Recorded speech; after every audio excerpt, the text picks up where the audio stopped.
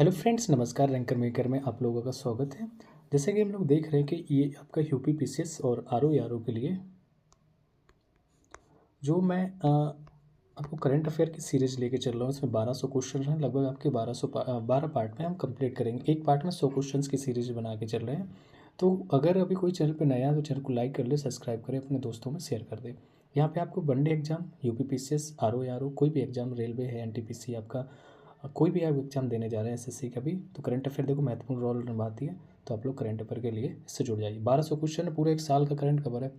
समझ लीजिए कितना महत्वपूर्ण है। तो जरूर से जरूर इसको देख लीजिएगा एक बार, कोई भी एग्जाम आप दे रहे हैं। चलिए क्वेश्चन नंबर 801 को शुरू करते हैं। क्या है? आर्टिफिशियल इंटेलिजेंस एक मिनट। आर्टिफिशियल इंटेलिजेंस तैयारी सूचकांक किस संस्था द्वारा जारी किया जाता है? तो ये आईएमएफ के द्वारा जारी किया जाता है। इसको रीड करते हैं। एक्सप्लेनेशन में लिखा कि 25 जून 2024 को अंतर्राष्ट्रीय मुद्रा कोष, जिसका हम आईएमएफ कहते हैं, ने अपनी वेबसाइट पर आर्टिफिशियल इंटेलिजेंस तैयारी सूचकांक AIPI डैशबोर्ड लॉन्च किया, जो वैश्विक स्तर पर 174 अर्थव्यवस्थाओं में AI तत्परता को ट्रैक करता है। इस सूचकांक में सिंगापुर ने प्रथम स्थान प्राप्त किया तथा कुल 174 देश में भारत का 72वां स्थान था। कौन सा स्थान? 72 में भारत का। थोड़ा स्पीड से करते हैं, क्वेश्चन बहुत हैं। निम्नलिखित में से कथन का चुनाव करना है, तो इनमें से कह रहा है कोई नहीं है, तो हम लोग सीधा एक्सप्लेनेशन देख लेते हैं। राष्ट्रीय सांख्यिकी दिवस PC महालनोबिस के जन्म दिवस पर 29 जून को मनाया जाता है। और राष्ट्रीय सांख्यिकी दिवस 2024 का थीम है कि निर्णय लेने हेतु डाटा का प्रयोग, जबकि विश्व सांख्यिकी दिवस 20 अक्टूबर को मनाया जाता है। देखो, राष्ट्रीय 29 जून को, 20 अक्टूबर को, 20 से 20, ठीक है, याद कर लो बस कैसे भी हो। सार्वजनिक परीक्षा अनुसूचित संसाधनों की रोकथाम विधेयक 2024 को केंद्र सरकार द्वारा कब लागू किया गया? तो 21 जून 2024 को। सार्वजनिक जो परीक्षा होती है, अनुसूचित साधनों की रोकथाम विधेयक 2024, जिसमें सरकारी भर्ती परीक्षाओं में कदाचार और संगठित धोखाधड़ी के लिए 5 साल तक की कैद और 1 करोड़ रुपए तक के जुर्माने का प्रावधान है, केंद्र सरकार ने 21 जून से लागू करने के लिए अधिसूचित किया इसको। निम्नलिखित कथनों से सही कथनों का चुनाव करना है। केवल 2 लिखा है, दूसरा वाला क्या लिखा है? विश्व निवेश रिपोर्ट वर्ल्ड बैंक द्वारा जारी किया जाता है, ये गलत है। दूसरे में लिखा हाल ही में जारी रिपोर्ट के अनुसार भारत का FDI वर्ष 2023 में तेजी से गिरा है, हाँ ये सही है। एक्सप्लेनेशन की बात करते हैं कि संयुक्त राष्ट्र व्यापार और विकास सम्मेलन, अनटेक देश को बोलते हैं, UNCTAD, ने हाल ही में विश्व निवेश रिपोर्ट 2024 जारी की, जिसमें वैश्विक प्रत्यक्ष विदेशी निवेश FDI जिसको कहेंगे, प्रवृत्तियों और नीतियों का व्यापक विश्लेषण प्रस्तुत किया गया है। भारत, पश्चिम और मध्य एशिया दोनों क्षेत्रों में FDI में महत्वपूर्ण गिरावट देखी गई, जबकि दक्षिण पूर्व एशिया स्थिर रहा। तो गिरावट कहाँ की? ये भारत, पश्चिम और मध्य एशिया दोनों।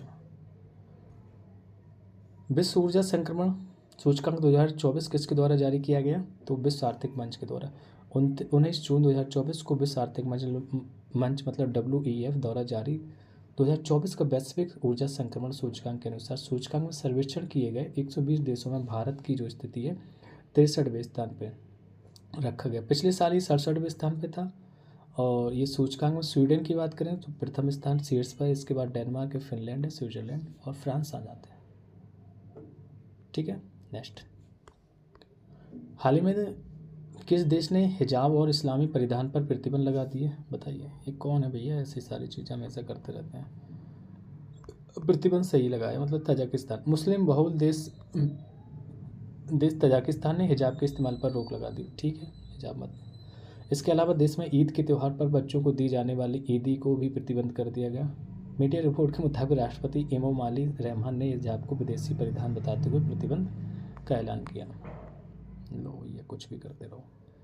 भारतीय सेना द्वारा कारगिल विजय दिवस के अवसर पर खालूबर युद्ध स्मारक को पर्यटकों के लिए किस स्थान पर खोला गया? तो लद्दाख में। कारगिल युद्ध के नायकों को श्रद्धांजलि स्वरूप भारतीय सेना ने लद्दाख में खालूबर युद्ध स्मारक को पर्यटक के लिए खोल दिया।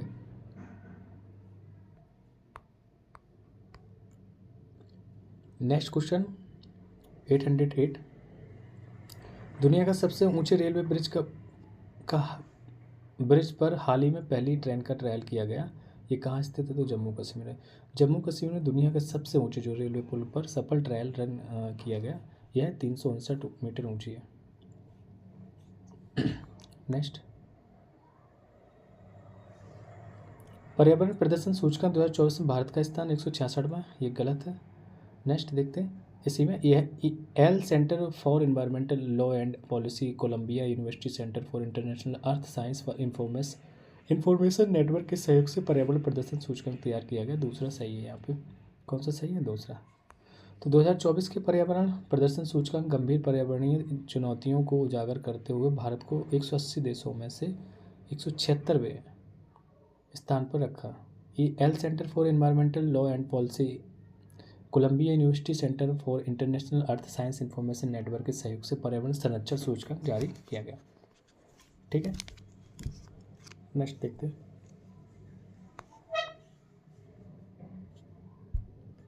हाल ही में 18वीं लोकसभा का प्रोटेम स्पीकर किसे नियुक्त किया गया? भर्तृहरि महताब। ठीक है, राष्ट्रपति द्रौपदी मुर्मू ने 24 जून 2024 को नई दिल्ली में राष्ट्रपति भवन में शपथ जो समारोह के टाइम पे के दौरान 7 बार के सांसद हैं आपके भर्तृहरि महताब को 18वीं लोकसभा प्रोटेम स्पीकर के रूप में चुना गया। Okay, next. A fly on the RBI wall पुस्तक के लेखक कौन है? तो अल्पना किल्लावाला की पुस्तक a fly on the RBI wall, an insiders view of the central bank, उनकी यात्रा और 25 वर्षों में संस्था के परिवर्तन की एक व्यवहारिक झलक प्रदान करती है।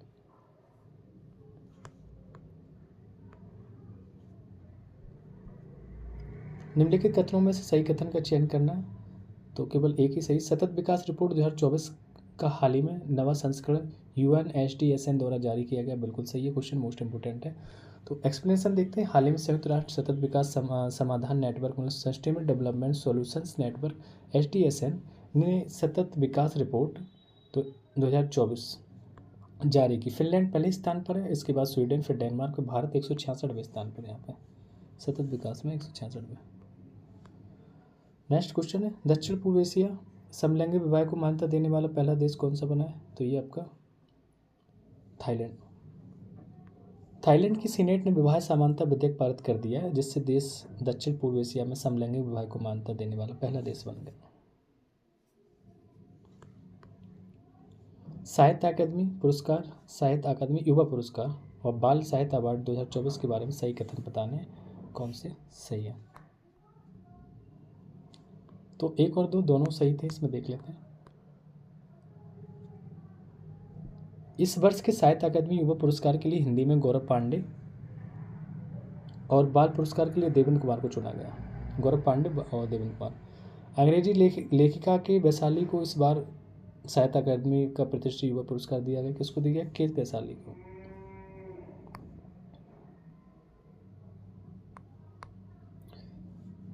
$815 क्वेश्चन नंबर है। हाल ही में सुरमा पाड़ी किस राज्य के विधानसभा की महिला स्पीकर बनी है? तो ये उड़ीसा की। बीजेपी की ये वरिष्ठ नेता हैं सुरमा पाड़ी को उड़ीसा की विधानसभा में स्पीकर निर्वाचित किया गया। हाल ही में किस राज्य सरकार ने निर्णय लिया कि मंत्रियों का आयकर भुगतान उनके द्वारा स्वयं किया जाएगा? मध्य प्रदेश ने। मध्य प्रदेश के मुख्यमंत्री, मंत्री, विधानसभा अध्यक्ष, उपाध्यक्ष और नेता प्रतिपक्ष अब अपने वेतन और भत्तों पर आयकर स्वयं जमा करेंगे। राज्यपाल मंगूभाई पटेल ने संशोधन को मंजूरी दे दी है, जो 1 जुलाई 2024 से लागू होगा। यह निर्णय मुख्यमंत्री डॉक्टर मोहन यादव की अध्यक्षता में कैबिनेट द्वारा लिया गया था। नेक्स्ट, विश्व का पहला एशियाई किंग गिद्ध संरक्षण और प्रजनन केंद्र उत्तर प्रदेश के किस जिले में शुरू किया गया? तो महाराजगंज में।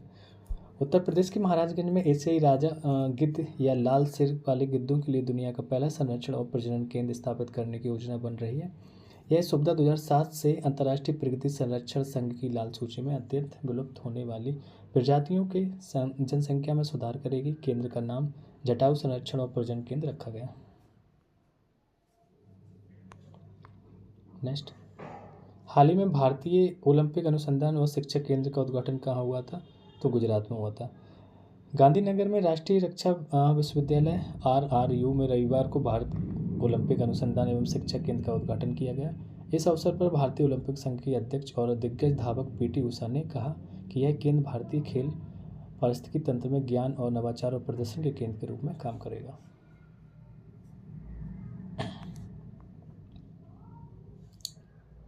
सूक्ष्म लघु मध्यम उद्योग दिवस जून में किस तारीख को मनाया जाता है?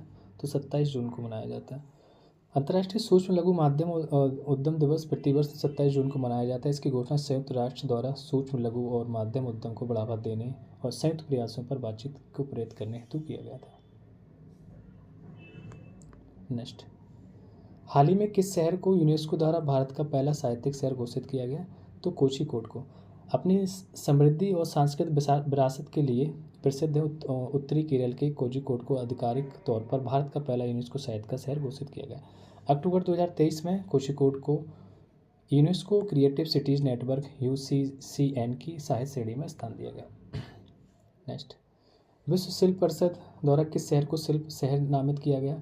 तो श्रीनगर को। हाल ही में श्रीनगर विश्व शिल्प परिषद मतलब वर्ल्ड क्राफ्ट काउंसिल्स WCC द्वारा विश्व शिल्प शहर वर्ल्ड क्राफ्ट सिटी मतलब WCC के रूप में मान्यता प्राप्त करने वाला चौथा भारतीय शहर बन गया।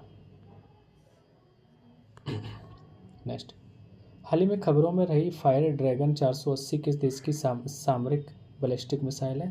तो ये चीन की है। फायर ड्रैगन 480 एक चीनी लंबी दूरी का रॉकेट है जिसे नोरिको समूह द्वारा विशेष रूप से निर्यात के लिए निर्मित किया जाता है। यह एक सामरिक बैलिस्टिक मिसाइल है जो सटीक मार्गदर्शन सेंसर से लैस है, जो इसे उच्च सटीकता के साथ गतिशील लक्ष्यों पर प्रहार करने में सक्षम बनाता है। नेक्स्ट, 823 क्वेश्चन नंबर है, 100 सेवा बैगेज ड्रॉप सिस्टम शुरू करने वाला देश का पहला हवाई अड्डा कौन बना? तो ये इंदिरा गांधी अंतर्राष्ट्रीय हवाई अड्डा। SSBD जैसी अत्याधुनिक जो तकनीक को शुरू करने वाला दिल्ली हवाई अड्डा देश का पहला और कनाडा टोरंटो के बाद दुनिया का दूसरा एयरपोर्ट बन गया। ये 100 सेवा देने लगा। 100 सेवा बैगेज ड्राफ्ट सिस्टम। चलिए नेक्स्ट, सफाई अपनाओ और बीमारी भगाओ अभियान किस मंत्रालय द्वारा शुरू किया गया? तो आवासन और शहरी कार्य मंत्रालय द्वारा। चलिए बात करते हैं मानसून से जुड़े स्वास्थ्य जोखिमों को कम करने के लिए सक्रिय उपायों के महत्व को पहचानते हुए आवासन एवं शहरी कार्य मंत्रालय के तत्वावधान में स्वच्छ भारत मिशन अर्बन मतलब 2.0 के तहत सफाई अपनाओ बीमारी भगाओ SABB 1 जुलाई से 31 अगस्त 2024 तक चलाने वाली पहली शुरुआत की गई। 825 क्वेश्चन नंबर, हंसा मेहता भारत की प्रमुख भारतीय विद्वान शिक्षिका समाज सुधारक लेखिका एवं राजनयिक थी। सही है। हाल ही में संयुक्त राष्ट्र महासभा मतलब UNGA के अध्यक्ष द्वारा कूटनीति में महिलाओं के लिए अंतर्राष्ट्रीय दिवस 24 जून पर हंसा मेहता को सम्मानित किया गया। ऑप्शन सी इज राइट हो जाएगा, यहाँ पे दोनों ही सही है। हंसा जीवराज मेहता भारत की एक सुधारवादी सामाजिक कार्यकर्ता, शिक्षाविद, स्वतंत्रता सेनानी, नारीवादी और लेखिका थी। वह हाल ही में संयुक्त राष्ट्र महासभा मतलब UNGA के अध्यक्ष द्वारा कूटनीति में महिलाओं के लिए अंतर्राष्ट्रीय दिवस 24 जून पर हंसा मेहता को सम्मानित किया गया। नेक्स्ट, हाल ही में केरल विधानसभा द्वारा राज्य के किस नए नाम हेतु प्रस्ताव पारित किया गया? तो ये यहाँ पे हो जाएगा केरलम। केरल विधानसभा ने सर्वसम्मति से एक प्रस्ताव पारित किया है जिसमें राज्य का नाम केरल से बदलकर केरलम करने का आग्रह किया गया। यह प्रस्ताव फिलहाल केंद्र सरकार को भेजा गया अभी। नेक्स्ट, निम्नलिखित में से सही कथन बताना। तो पेंच टाइगर रिजर्व ने हाल ही में एक नई आर्टिफिशियल इंटेलिजेंस मतलब AI प्रणाली जोड़ी है जिसका उद्देश्य जंगल की आग का शीघ्र पता लगाना है। ए राइट हो जाएगा यहाँ पे। महाराष्ट्र में पेंच टाइगर रिजर्व ने हाल ही में, महाराष्ट्र और ये मध्य प्रदेश दोनों में फैला हुआ है बट महाराष्ट्र में बात करते हैं। महाराष्ट्र में पेंच टाइगर रिजर्व ने हाल ही में एक नई आर्टिफिशियल इंटेलिजेंस AI प्रणाली जोड़ी है। इसका उद्देश्य जंगल की आग का शीघ्र पता लगाना है। नेक्स्ट, किस संस्था ने भारत को कम कार्बन ऊर्जा भविष्य की ओर बढ़ने में मदद करने के लिए $1.5 मिलियन का ऋण देने पर सहमति व्यक्त की है? तो ये वर्ल्ड बैंक ही करेगी ऐसा, है ना। विश्व बैंक ने भारत को कम कार्बन ऊर्जा भविष्य की ओर बढ़ने में मदद करने के लिए $1.5 मिलियन का ऋण देने पर सहमति व्यक्त की है। यह रणनीतिक वित्त पोषण हरित हाइड्रोजन और इलेक्ट्रोलाइजर्स बनाने में मदद करेगा और देश के लिए नवीकरणीय ऊर्जा का उपयोग करना आसान बना देगा। नेक्स्ट, हाल ही में उत्तर प्रदेश के वित्त मंत्री सुरेश खन्ना द्वारा लगातार कौन से नंबर का बजट पेश किया गया? तो ये 5वां इन्होंने बजट पेश किया। 2024-25 का जो बजट था ये उत्तर प्रदेश के वित्त मंत्री हैं सुरेश खन्ना।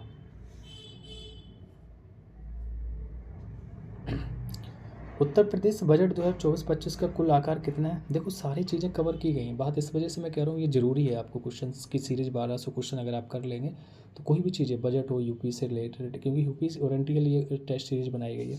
तो उत्तर प्रदेश बजट जो है 24-25 का कुल आकार कितना था? तो ये 73, 64, 37 ऐसे याद कर लेना। 73 का उल्टा कर देना, लास्ट में 37 हो जाएगा, ठीक है, 64 बीच में, 0.71 करोड़ रुपए। तो उत्तर प्रदेश में 2024-25 के बजट का आकार 73, 64, 37.71 करोड़ रुपए है, जो कि पिछले बजट का 6.7% ज़्यादा है। पिछला बजट कितना था? 20, 23, 24, बढ़ते हुए सिक्वेंस 23, 24 कर देना ऐसे। नेक्स्ट, उत्तर प्रदेश का बजट 2024-25 में जिन 3 विभागों को सर्वाधिक रुपए आवंटित किए गए उनका क्रम बताना है। तो प्राथमिक शिक्षा, ऊर्जा और पुलिस विभाग। अब बताइए, शिक्षा में ही वैकेंसी नहीं आ रही और विकास नहीं हो पा रहा, तो इनका ये पैसा इसमें भी बेकार गया और सब विभाग में तो कुछ हुआ ही नहीं। इस वजह से उत्तर प्रदेश में कहानी देख रहे हैं सारी फ्लॉप ही चल रही, कुछ नहीं है। तो यहाँ पे बात करें तो उत्तर प्रदेश में इन्होंने जो शिक्षा पर 7,603 करोड़ रुपए दिए थे, फिर ऊर्जा पर 76,035 करोड़ रुपए दिए थे, फिर ऊर्जा की बात करें तो 57,071 करोड़ रुपए थे, पुलिस विभाग पर इन्होंने 39,516 करोड़ रुपए दिए थे। नेक्स्ट, फिर बजट की बात करते हैं। उत्तर प्रदेश का बजट 2024-25 में वित्तीय वर्ष 2024-25 के लिए राजकोषीय घाटे का अनुमान जीएसडीपी का कितना प्रतिशत है? तो 3.46%। 3.46% यहाँ पे राजकोषीय घाटे का अनुमान है। जो बात करें पैसे में तो ये 86,530.51 करोड़ रुपए है, ठीक है। नेक्स्ट, उत्तर प्रदेश बजट 2024-25 के सबसे ज़्यादा रुपए किस योजना को आवंटित किए गए? तो ये जल जीवन मिशन पर दिए गए थे, 22,000 करोड़ रुपए आवंटित किए गए। इसके बाद सर्व शिक्षा अभियान पर 21,310 करोड़ रुपए आवंटित किए गए थे। नेक्स्ट, उत्तर प्रदेश बजट 2024 के बारे में सही कथन का चयन करना है, तो सी हो जाएगा। यह पेपरलेस बजट था। यह उत्तर प्रदेश में अब तक पेश किए जाने वाला सबसे बड़ा बजट। देखिए कोई भी बजट आता है वो कहीं ना कहीं वो सबसे बड़ा ही रहता है, क्योंकि आगे बढ़ाना ही है चीज़ों को। नेक्स्ट, उत्तर प्रदेश बजट 2024-25 के अनुसार उत्तर प्रदेश को सार्वजनिक धन की प्राप्ति का अनुमान निम्नलिखित में किसके तहत है? तो राज्य के अपने जो कर राजस्व है ना उससे मिलता है। तो सार्वजनिक इनको अपने कर राजस्व से कुल 37.1% होती है आमदनी। इसके बाद केंद्रीय कर जो अंतरण से 30% मिलता है तथा सार्वजनिक ऋण प्राप्तियों से 15.3% की जाती है। तो अपने पहले 30% खुद के, फिर 37% आपको राज्य के अपने कर राजस्व से और 30% केंद्र के कर राजस्व से और सार्वजनिक ऋण प्रणालियों से 15.3%। उत्तर प्रदेश बजट 2024-25 में कुल कितने रुपए की योजनाएं सीमित है?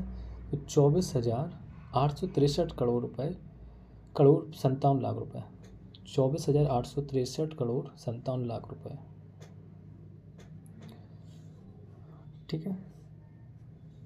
उत्तर प्रदेश के वित्तीय वर्ष 2024 में बजट में 24,863 करोड़ 57 लाख रुपए की नई योजनाएं शामिल की गई। इस बजट को मुख्यमंत्री योगी आदित्यनाथ के नेतृत्व में वित्त मंत्री सुरेश खन्ना ने पेश किया था। उत्तर प्रदेश बजट 2024-25 के अनुसार निम्नलिखित में किस योजना में उत्तर प्रदेश का प्रथम स्थान नहीं है? तो इसमें से नहीं है कोई भी। हम देखते हैं कौन सा है, एक्सप्लेनेशन देखते हैं। इन सभी योजनाओं प्रधानमंत्री मुद्रा योजना, प्रधानमंत्री जन धन योजना, प्रधानमंत्री अटल पेंशन योजना, प्रधानमंत्री स्वनिधि योजना, प्रधानमंत्री सुरक्षा बीमा योजना में बजट 2024-25 के अनुसार प्रदेश का स्थान पहला था। मोदी जी की सारी योजना को बढ़ावा दिया जाए। उत्तर प्रदेश के बजट 2024-25 के संबंध में गलत कथन बताना है कौन सा है?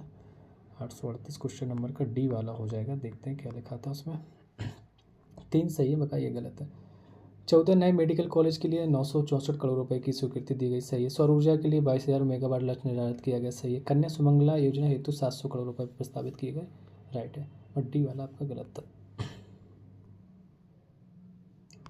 उत्तर प्रदेश में 2024 में अयोध्या के स्वर्गीय विकास के लिए 500 करोड़ नहीं बल्कि 100 करोड़ रुपए की बजट व्यवस्था दी गई थी। नेक्स्ट, उत्तर प्रदेश बजट 2024-25 में राज्य के स्वयं के कर राजस्व में 2023-24 की पुनरीक्षित अनुमान की तुलना में कितने प्रतिशत की वृद्धि होने का अनुमान है? तो 26.96% की वृद्धि है, ठीक है। बजट वर्ष 2024-25 में राज्य के स्वयं के कर राजस्व में वर्ष 2023 की 24 की पुनरीक्षित अनुमान 21,2731.39 करोड़ रुपए की तुलना में 26.96% की वृद्धि, अर्थात हम बोल सकते हैं 57,354.61 करोड़ रुपए की वृद्धि होने का अनुमान है। ये सारे क्वेश्चन आपके यूपी स्पेशल से हैं। उत्तर प्रदेश बजट 2024-25 की प्राथमिकता कौन नहीं है, तो यहाँ पे मध्यम वर्ग नहीं है। प्रदेश में 2024-25 की प्राथमिकता में गरीब, किसान, महिला और युवा शामिल है, मध्यम वर्ग नहीं। बजट 2024-25 के अनुसार उत्तर प्रदेश सरकार बीते 9 साल में अब तक लगभग कितने करोड़ व्यक्तियों को गरीबी रेखा से बाहर निकाल चुके हैं? ये 6 करोड़ लोगों को, पता नहीं कैसे निकाला। उत्तर प्रदेश 2024-25 के अनुसार उत्तर प्रदेश में बेरोजगारी दर कितनी है? 2.4% ही बची। बताइए, सब बेरोजगारी खत्म हो गई। पूर्व में ये अगर देखा 16-17 के आंकड़े से देख रहे थे तो 19.2% थे, मतलब अखिलेश के टाइम से ही देखेंगे, क्योंकि जब से ही सरकार चेंज हुई। उत्तर प्रदेश बजट 2024-25 के अनुसार कन्या सुमंगला योजना के अंतर्गत प्रावधान की गई 15,000 की राशि को बढ़ाकर कितना कर दिया गया? तो 25,000 कर दिया। कौन सी? Kanya Sumangala. Next 844 question number Uttar Pradesh budget 2024-25 के संदर्भ में सही कथन बताना। पहला ही सही। इस बजट के अनुसार उत्तर प्रदेश में दिल्ली की तर्ज पर एयरो सिटी विकसित किए जाने की योजना है। देखते हैं किसमें कि लगभग 1500 एकड़ में विकसित की जाएगी ये, मतलब देखो फिर से डेट करते हैं। उत्तर प्रदेश 2024-25 के अनुसार उत्तर प्रदेश के लखनऊ में दिल्ली की तर्ज पर एयरो सिटी विकसित की जाने की योजना है, जो कि लगभग 1500 एकड़ में विकसित की जाएगी।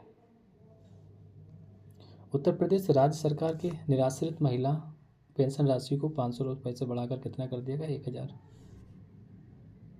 लगभग ये 30 लाख महिलाओं को लाभ मिलने की संभावना है इससे।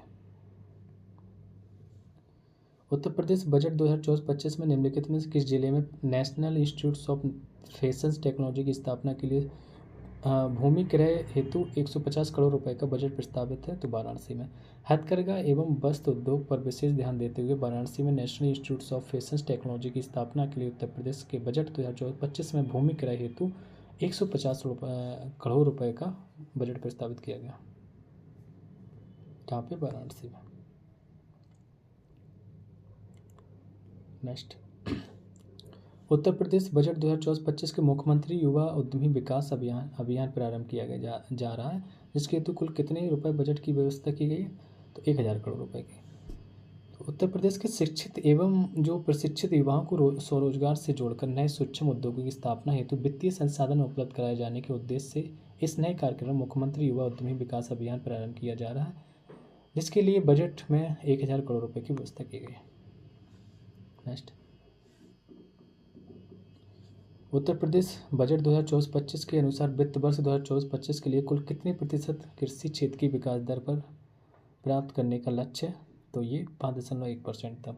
इन्होंने का कहना है कि 2024-25 में 5.1% कृषि क्षेत्र की विकास दर प्राप्त करने का लक्ष्य रखा है। नेक्स्ट उत्तर प्रदेश बजट 2024-25 में महाकुंभ मेला 2025 के भव्य आयोजन हेतु कुल कितने करोड़ रुपए दिए गए? बताइए। 250 करोड़ रुपये भैया दिया गया। 2025 में जो महाकुंभ लग रहा है ना, इसके 250 करोड़ रुपए की व्यवस्था की गई। ठीक है, प्रयागराज में।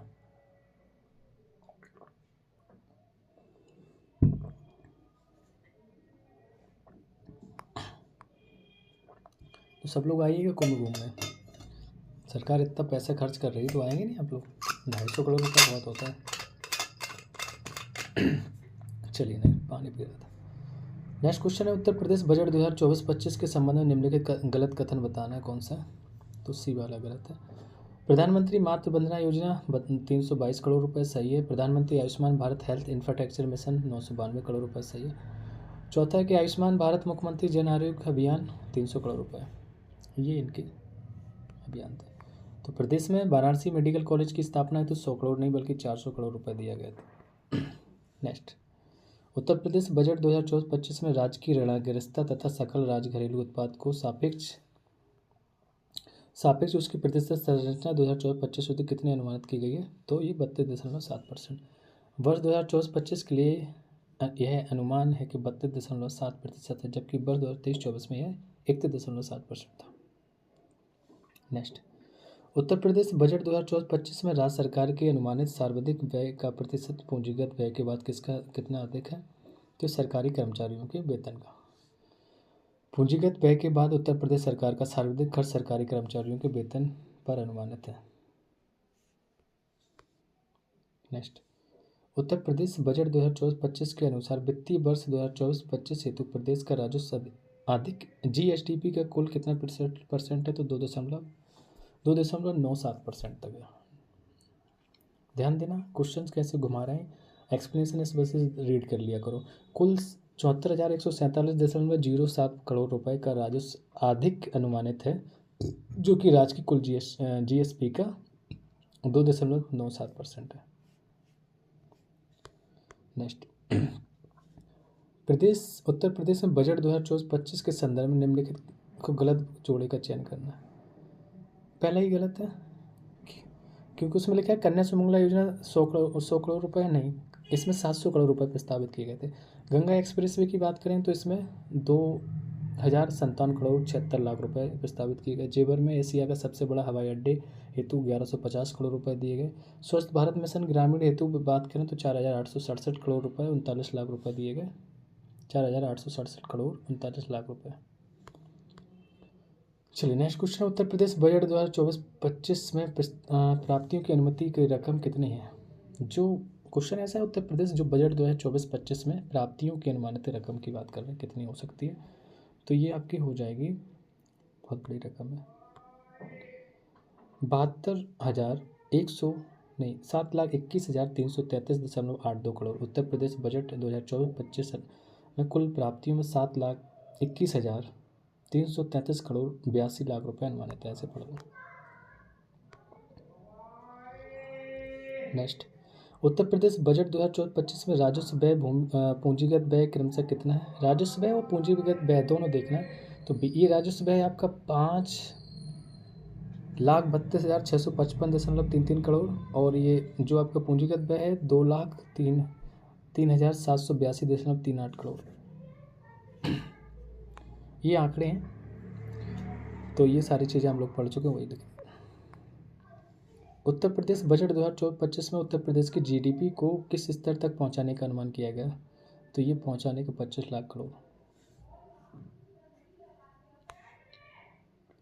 उत्तर प्रदेश 2024-25 में पूंजीगत प्राप्तियां और राजस्व प्राप्तियां क्रमशः कितनी हैं? प्राप्तियों की बात करें तो 6,06,802.40 करोड़ रुपए तथा 1,14,531.42 करोड़ रुपए ये राजस्व प्राप्तियां। पूंजीगत प्राप्तियां पहली हैं, दूसरी राजस्व प्राप्तियां। 606 से शुरू होता है पूंजीगत प्राप्तियां, राजस्व प्राप्तियां 114। नेक्स्ट, निम्नलिखित में से सही कथन का चयन करना है, कौन सा सही होगा? तो दोनों ही सही है। उत्तर प्रदेश सरकार द्वारा मनरेगा में वर्ष 2024-25 में 33 करोड़ मानव विकास का सृजन किए जाने का लक्ष्य, मानव दिवस का सृजन किए जाने का लक्ष्य। दूसरा में है कि निर्माण कामगार मृत्यु विकलांगता सहायता एवं अक्षमता पेंशन योजना तथा निर्माण कामगार की अंत्येष्टि सहायता योजना को एकीकृत करते हुए नई योजना निर्माण कामगार मृत्यु व दिव्यांगता सहायता योजना कर दिया गया। इसका एक्सप्लेनेशन देख लेते हैं थोड़ा। यह सही कि उत्तर प्रदेश सरकार ने बजट 2024-25 के अनुसार मनरेगा में जो वर्ष 2024-25 में 33 करोड़ मानव दिवस का सृजन किए जाने का लक्ष्य है, तथा यह भी सही है कि निर्माण कामगार मृत्यु विकलांगता सहायता एवं अक्षमता पेंशन योजना तथा निर्माण कामगार अंत्येष्टि सहायता योजना को एकीकृत करते हुए नई योजना का जो नाम है निर्माण कामगार मृत्यु व दिव्यांगता सहायता योजना कर दिया गया। ठीक है। नेक्स्ट, निम्नलिखित में सही कथन का चयन करना है। 22 का दूसरा ही है, उत्तर प्रदेश के मुख्यमंत्री खेत सुरक्षा योजना प्रारंभ की जा रही है, जिसके लिए 50 करोड़ रुपए की व्यवस्था उत्तर प्रदेश बजट 2024-25 में की गई है। देख लेते हैं क्या। प्रदेश के शहरों को बाढ़ की समस्या और जल भराव से मुक्ति हेतु रूरल नहीं बल्कि अर्बन फ्लड व स्टाम्स वाटर ड्रेनेज योजना प्रारंभ करने के लिए 1,000 करोड़ रुपए की व्यवस्था प्रस्तावित की है। तो उत्तर प्रदेश के मुख्यमंत्री खेत सुरक्षा योजना प्रारंभ की जा रही है, इसके लिए 50 करोड़ रुपए की व्यवस्था उत्तर प्रदेश के बजट 2024-25 में की गई थी। नेक्स्ट, यूपी के बजट 2024-25 में उल्लिखित परियोजनाओं का गलत जोड़ा बताना कौन सा है? बी वाला गलत है। निषाद राज गुहा सांस्कृतिक केंद्र श्रृंगेश्वर में है, सही है। अंतर्राष्ट्रीय रामायण एवं वैदिक शोध संस्थान अयोध्या में, बिल्कुल सही। इसमें से जो बी वाला गलत है। महर्षि वाल्मीकि सांस्कृतिक केंद्र का विकास अयोध्या में नहीं बल्कि चित्रकूट में किया जा रहा है। और उत्तर प्रदेश बजट 2024-25 में महर्षि वाल्मीकि सांस्कृतिक केंद्र चित्रकूट की स्थापना हेतु 10.53 करोड़ रुपए की व्यवस्था प्रस्तावित है। नेक्स्ट क्वेश्चन है, उत्तर प्रदेश बजट 2024-25 के अनुसार आध्यात्मिक पर्यटन को बढ़ावा देने के लिए निम्नलिखित में से किस नॉर्थ कॉरिडोर से जोड़ने की योजना शामिल नहीं किया गया? तो ये बताना है नॉर्थ वाला कौन सा नहीं है। संत कबीर नगर नहीं है। उत्तर प्रदेश बजट 2024-25 के अनुसार आध्यात्मिक पर्यटन को बढ़ावा देने के लिए अयोध्या है, काशी, मथुरा, नैमिषारण्य, विंध्याचल देवी पाटन, बरेली को नॉर्थ कॉरिडोर से जोड़ने की योजना है। संत कबीर नगर नहीं है। नेक्स्ट, उत्तर प्रदेश की जीडीपी में प्राथमिक क्षेत्र का योगदान लगभग कितना है? तो ये 23% है। उत्तर प्रदेश की जीडीपी प्राथमिक योगदान है 23.78% है। सबसे नज़दीक विकल्प 23% है। 3 नए आपराधिक कानून किस तिथि से लागू किए गए? तो 1 जुलाई 2024 से। 1 जुलाई से भारत ने अपने औपनिवेशिक युग के आपराधिक कानूनों को 3 नए कानूनों के साथ बदल दिया है। भारतीय दंड संहिता जो 1860 की जगह अब भारतीय न्याय संहिता 2023 या BNS 2023 आ गया। दंड प्रक्रिया संहिता की बात करें 1973 की जगह भारतीय नागरिक सुरक्षा संहिता मतलब 2023 या BNSS 2023। और भारतीय साक्ष्य अधिनियम 1872 की जगह भारतीय साक्ष्य अधिनियम 2023 लागू किया गया। ठीक है, ये सारे कानून 1 जुलाई 2024 से लागू हुआ। चलिए नेक्स्ट, एयर इंडिया द्वारा दक्षिण एशिया का सबसे बड़ा फ्लाइंग स्कूल कहाँ खोला जाना प्रस्तावित किया? तो महाराष्ट्र में। एयर इंडिया महाराष्ट्र सरकार के साथ मिलकर महाराष्ट्र के अमरावती में एक फ्लाइंग स्कूल या फ्लाइंग ट्रेनिंग ऑर्गेनाइजेशन FTO स्थापित करेगी। यह दक्षिण एशिया का सबसे बड़ा उड़ान प्रशिक्षण स्कूल होगा। नेक्स्ट, निम्नलिखित में से सत्य कथन बताना है कौन सा है? तो इसका हो जाएगा B, मतलब केवल दूसरा। लिखा है कि बेलारूस CSO में 10वें पूर्ण सदस्य के रूप में शामिल हुआ। ठीक है, देख लेते हैं इसका एक्सप्लेनेशन। हाल ही में कजाकिस्तान के अस्ताना में 2024 संघाई सहयोग संगठन मतलब SCO का 24वां शिखर सम्मेलन का आयोजन संपन्न हुआ। इस सम्मेलन में बेलारूस को 10वें सदस्य के रूप में संघाई सहयोग संगठन में शामिल किया गया। Astana, Kazakhstan. ठीक है, निम्नलिखित कथनों पर विचार करना, सुनना। मैत्री अभ्यास भारत और थाईलैंड का संयुक्त अभ्यास है। हाल ही में इसका जो 13वां संस्करण थाईलैंड में आयोजित किया गया। दोनों ही सही है। तो आपके यूपी के करंट जो बजट था कंप्लीट हो गया। अब हम लोग करंट की देखते हैं। भारतीय सेना ने थाईलैंड के ताक प्रांत में स्थित पोर्ट बाचित्रा प्रकरण में रॉयल थाई सेना के साथ अपना संयुक्त सैन्य अभ्यास मैत्री शुरू किया। निम्नलिखित में से सत्य कथन चुनने हैं। T20 वर्ल्ड कप के 9वें संस्करण का आयोजन उत्तरी अमेरिका के कैरेबियन देशों में किया गया। सही है। नेक्स्ट, T20 जो पुरुष वर्ल्ड कप का 9वां जो संस्करण क्रिकेट के इतिहास में सबसे बड़ा टूर्नामेंट हुआ, जिसमें 20 टीमें 9 शहरों से 55 मैच खेली। ये सभी मैच वेस्ट इंडीज़ के शहर और USA के 3 शहरों में आयोजित किए गए। ICC T20 वर्ल्ड कप 2024 का खिताब टीम इंडिया ने अपने नाम कर लिया। तो इंडिया ही जीत के आई, पता है आपको। Man of the match series में तेज गेंदबाज आपके जसप्रीत बुमराह ही रहे थे। ये ध्यान देना कहाँ खेला गया था, तो अमेरिका के कैरेबियन देशों में।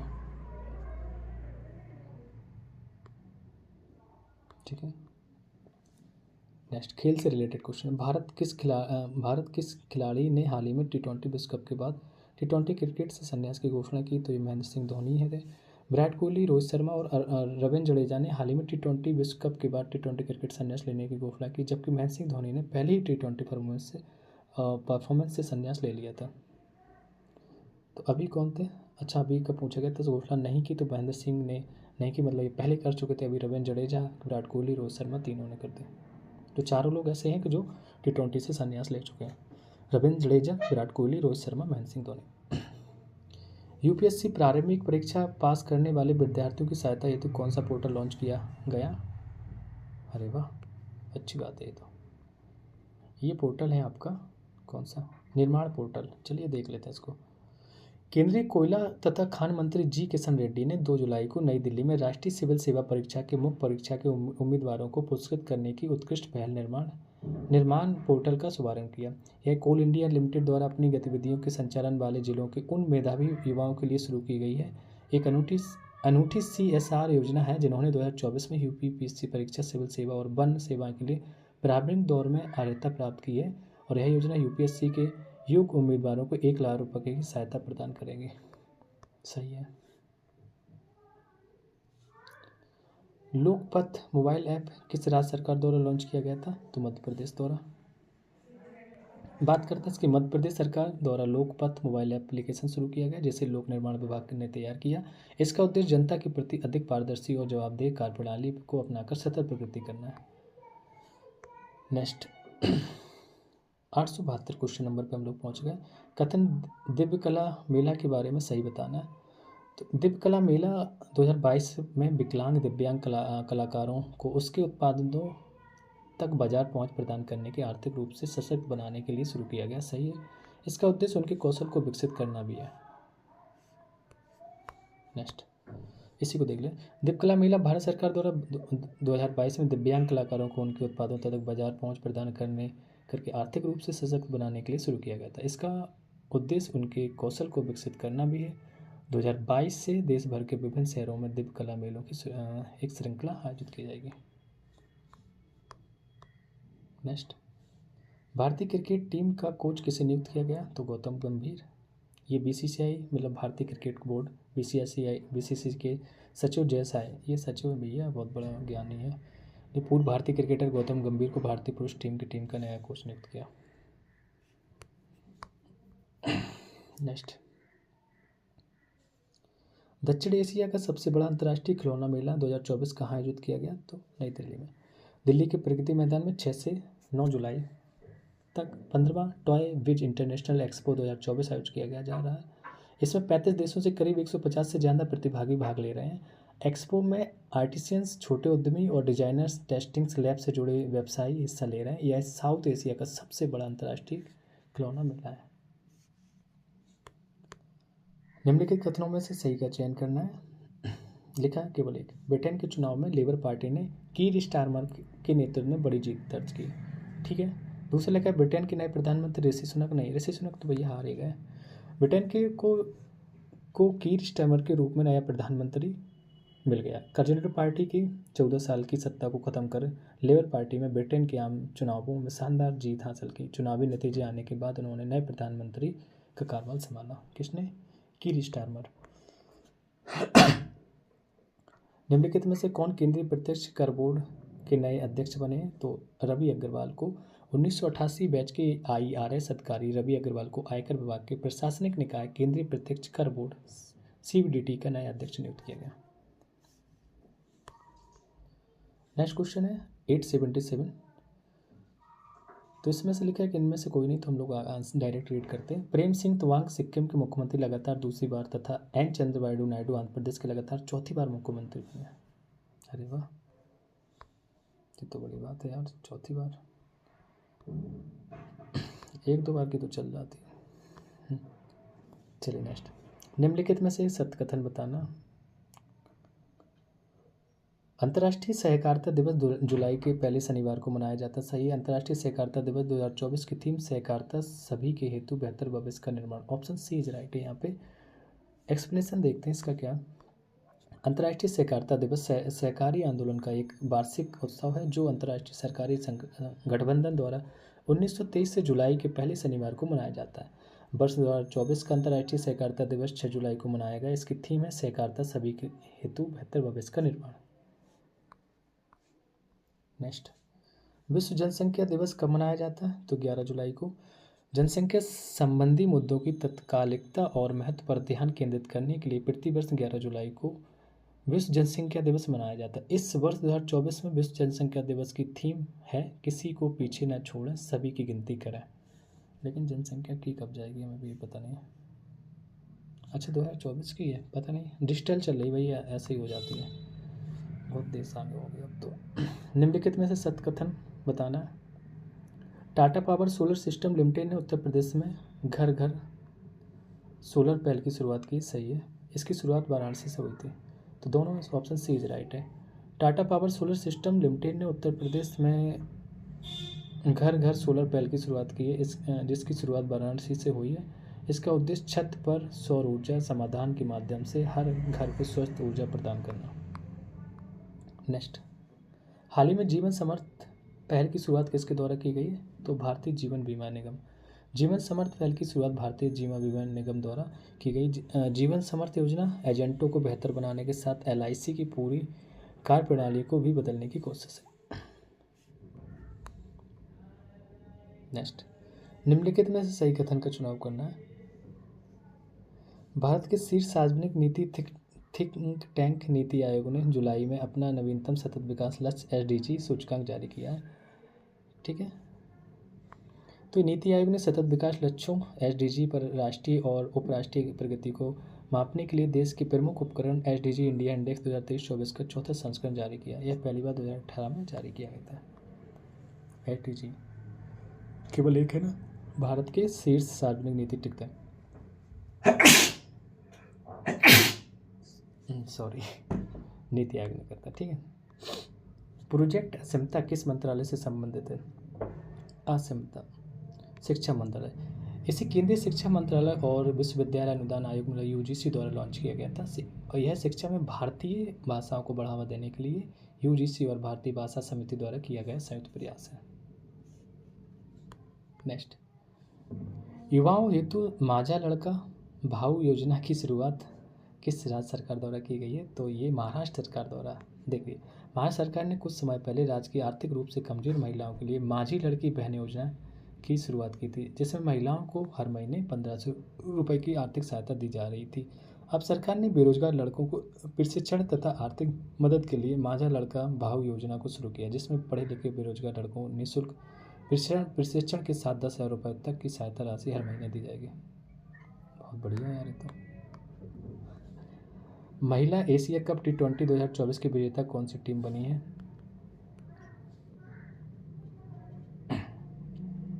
श्रीलंका। 2024 में महिला T20 एशिया कप महिला एशिया कप का 9वां संस्करण था, जिसमें मैच 2020 अंतर्राष्ट्रीय T20I मैच के रूप खेले गए। फाइनल में श्रीलंका ने भारत को 8 विकेट से हराकर अपना पहला एशिया कप खिताब जीता श्रीलंका ने। नेक्स्ट, इसको एक्सप्रेस कप पर देखते हैं। मुख्यमंत्री योगी आदित्यनाथ ने अवध शिल्प ग्राम में आम महोत्सव की स्मारिका का विमोचन किया और आम किसानों को सम्मानित किया। 3 दिवसीय महोत्सव में 800 से अधिक आम की प्रजातियों का प्रदर्शन किया जाएगा। अवध शिल्प ग्राम में शुरू हुए 3 दिवसीय आम महोत्सव का शुभारंभ योगी जी ने किया था। एक वैज्ञानिक एक उत्पाद कार्यक्रम की शुरुआत किसने की है? तो ये ICAR भारतीय कृषि अनुसंधान परिषद है। ICAR ने कृषि और पशुपालन में अनुसंधान को बढ़ावा देने के लिए 16 जुलाई को एक वैज्ञानिक एक उत्पाद कार्यक्रम शुरू किया। भारत का पहला विदेशी जन औषधि केंद्र किस देश में खोला गया? तो मॉरिशस में। विदेश मंत्री श्री S जयशंकर ने मॉरिशस में भारत के पहले विदेशी जन औषधि केंद्र का उद्घाटन किया, जिसमें दोनों देशों के बीच घनिष्ठ द्विपक्षीय सहयोग विशेष रूप से स्वास्थ्य के क्षेत्र में को रेखांकित किया गया। नेक्स्ट, 2 दिवसीय ग्लोबल इंडिया AI शिखर सम्मेलन 2024 का आयोजन कहाँ किया गया? तो ये नई दिल्ली में। नई दिल्ली के भारत मंडप में आयोजित ग्लोबल इंडिया AI शिखर सम्मेलन का सफलतापूर्वक संपन्न किया गया। ठीक है, नेक्स्ट, किस देश ने यूरोपीय संघ परिषद की अध्यक्षता ग्रहण की है? तो हंगरी ने। हंगरी ने 1 जुलाई से 31 दिसंबर 2024 तक के लिए यूरोपीय संघ परिषद की अध्यक्षता ग्रहण किया। नेक्स्ट, देश का पहला बुरांस मतलब रोडोडेंड्रॉन उद्यान किस राज्य में विकसित किया गया? तो ये उत्तराखंड में। देश का पहला ये बुरांस रोडोडेंड्रॉन उद्यान उत्तराखंड के पिथौरागढ़ जिले के मुनस्यारी गांव में विकसित किया गया। नेक्स्ट, जुलाई 2024 में कौन सा शहर मांसाहार भोजन की बिक्री और खपत पर प्रतिबंध लगाने वाला दुनिया का पहला शहर बन गया? ये पालीताना। सही बात है, ऐसा ही करना चाहिए। गुजरात के भावनगर जिले में स्थित है पालिताना, मुझे लगा विदेश का है कहीं, यहीं का को दुनिया का पहला ऐसा शहर घोषित किया गया है जहां मांसाहारी भोजन पर प्रतिबंध है। इस ऐतिहासिक निर्णय में मांस के लिए जानवरों की हत्या, साथ ही मांस की बिक्री और खपत को अपराध घोषित किया जाएगा। नेक्स्ट, निम्नलिखित में से सही पहचान करना है। लिखा है कि 19 जुलाई 2024 को उत्तर प्रदेश में आधिकारिक तौर पर लखनऊ के आसपास के क्षेत्र को उत्तर प्रदेश राजधानी क्षेत्र घोषित किया गया। बिल्कुल सही है। जैसे एनसीआर था दिल्ली का, ऐसे उत्तर प्रदेश के लखनऊ का बना। राज्य राजधानी क्षेत्र में लखनऊ, हरदोई, सीतापुर, उन्नाव और रायबरेली और बाराबंकी जिले शामिल। ध्यान देना, पूछा जाएगा। लखनऊ तो है, हरदोई आ जाएगा, सीतापुर आ जाएगा, उन्नाव, रायबरेली, बाराबंकी। ठीक है, 5 हैं ये। एक्सप्लेनेशन देख लेते हैं। तो इसका सी सही था, दोनों सही। यूपी में योगी आदित्यनाथ सरकार ने 19 जुलाई 2024 को लखनऊ, हरदोई, सीतापुर, उन्नाव, रायबरेली, बाराबंकी के 27,826 वर्ग किलोमीटर एरिया को समेटकर उत्तर प्रदेश राजधानी क्षेत्र SCR घोषित किया। ठीक है, वो NCR, ये SCR। 2024 का लियोन मास्टर शतरंज टूर्नामेंट किसने जीता? तो विश्वनाथन आनंद ने 10वीं बार लियोन मास्टर शतरंज प्रतियोगिता जीता। उन्होंने 30 जून 2024 को स्पेन के लियोन शतरंज में खेले गए फाइनल में स्पेन के जेमी स्टोन्स लातासा को 1-3 से हराया। नेक्स्ट क्वेश्चन है, निम्नलिखित में से सही कथन का चुनाव करना है। जुलाई में भारत में दुनिया की पहली CNG bike Bajaj freedom 125 launch की हुई है। यह लॉन्च कार्यक्रम महाराष्ट्र के पुणे में संपन्न हुआ। तो दोनों ही सही, option C is right. Bajaj Freedom दुनिया की पहली CNG बाइक है और आज इसका भव्य लॉन्च पुणे फैसिलिटी में हुआ है। नेक्स्ट, निम्नलिखित में से सही कथन चुनाव करना है। नीति आयोग ने 4 जुलाई से 30 सितंबर 2024 तक के 3 महीने का संपूर्णता अभियान प्रारंभ किया। बस एक ही सही है, देख लेते हैं क्या। नीति आयोग ने 4 जुलाई से 30 सितंबर 2024 तक 3 महीने का संपूर्णता अभियान आरंभ कर रहा है। संपूर्णता अभियान का उद्देश्य आकांक्षी जिला कार्यक्रम और आकांक्षी ब्लॉक कार्यक्रम के तहत 112 आकांक्षी जिलों और 500 आकांक्षी ब्लॉकों में चिन्हित 6 संकेतों से प्रत्येक में परिपूर्णता हासिल करना है। नेक्स्ट, उत्तर प्रदेश सरकार वृक्षारोपण जन अभियान 2024 के तहत किस प्रदेश को यूपी के सीमावर्ती राज्यों पर मित्र वन बसाएगी? तो ये नेपाल से मित्र वन। एक्सप्लेनेशन इसका देखते हैं। योगी सरकार ने वृक्षारोपण जन अभियान 2024 के तहत पड़ोसी देश नेपाल, यूपी के सीमावर्ती राज्यों पर मित्र वन बसाएगी। इसके लिए 35 वन प्रभागों द्वारा स्थानों का चयन कर लिया गया है। सीएम योगी के निर्देश पर 35 करोड़ पौधरोपण के साथ ही हरितिमा बढ़ाने के लिए वन विभाग पड़ोसी देश और राज्यों के बीच समन्वय स्थापित करेगी। हाल ही में DRDO द्वारा विकसित जोरावर चर्चा में रहा है। यह क्या है? तो ये हल्के टैंक का एक बेड़ा है। जोरावर टैंक स्वदेश विकसित हल्के टैंक का एक बेड़ा है। विश्व जनसंख्या दिवस की बात करें, जो 2024 की थीम क्या है? किसी को पीछे ना छोड़ें, सभी की गिनती करें। अभी हम लोगों ने देखा था। देखो, इसमें आपकी 1200 क्वेश्चन में सारी चीज़ें कवर हो रही हैं। तो हर साल 11 जुलाई को मनाए जाने वाले विश्व जनसंख्या दिवस की जो इस वर्ष की थीम है, किसी को पीछे ना छोड़ें, सभी गिनती करें। आज के सेशन का ये हमारा लास्ट क्वेश्चन है। 900वां क्वेश्चन हम लोग पहुँच गए। 300 क्वेश्चन आपके 3 पार्ट में हो रहा है। जल्दी से जल्दी हम आपको कवर कराएंगे। टाइम कम है तो हो सकता है एक दिन में 2 क्लास भी डाल दें आपके, बट सारे क्वेश्चन कवर, क्योंकि ओवरऑल यूपी स्पेशल हो या आपका यूपी करंट हो, कोई भी सारी चीज़ें कवर हो रही हैं। भारत सरकार द्वारा जुलाई में पेश आम बजट 2024-25 के 4 मुख्य विषय में कौन सा शामिल नहीं था? तो महिलाएं शामिल नहीं थे, रोजगार था, कौशल था, MSME थे, मध्यम वर्ग विषय पर केंद्रित थे 2024-25। ठीक, भारत सरकार का, यूपी का नहीं था, उसमें मध्यम वर्ग नहीं था। ध्यान देना इन चीज़ों को। ठीक है, थैंक यू फॉर वॉचिंग। जुड़े रहिए। रैंकर मेकर को लाइक करें, सब्सक्राइब करें, दोस्तों में शेयर करें। मिलते हैं नेक्स्ट सेशन में।